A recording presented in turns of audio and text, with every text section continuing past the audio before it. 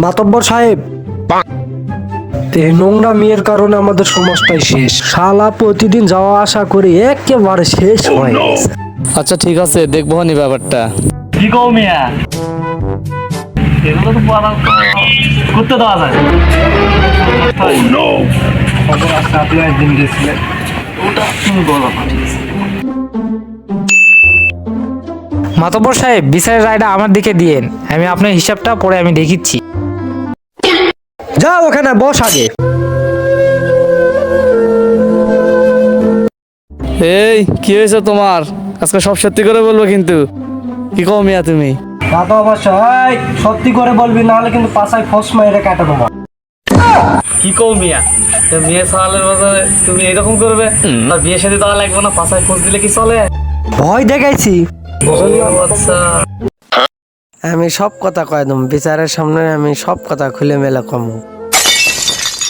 আমারটা কিন্তু বাদ দিয়ে বলিস, আমি মাতব্বর এখানে কিন্তু বিচার করতে আসছি।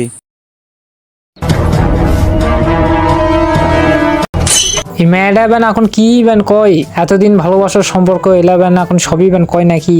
দেখি এই জায়গা তো মাতব্বরেরা সবাই তো বসে আছে, এখন দেখা যায় রায়টা কার পক্ষে দায়, আমার পক্ষে না ওর পক্ষে দায়, দেখা যাক। আর কয়ে না, ওই লুচ্চাটা আমার যে সর্বনাশ করেছে। এই লুচ্চাটা যা করছে এই করার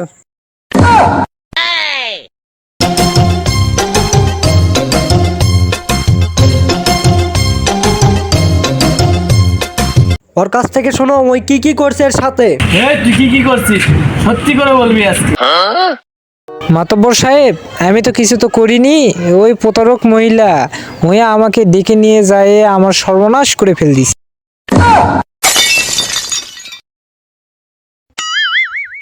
ওই তুই ছেলে মানুষ, তোর কেমনে ইজ্জত চলে যায়? নাহলে একটু দুইজন আগে বিয়া দিয়ে দেন।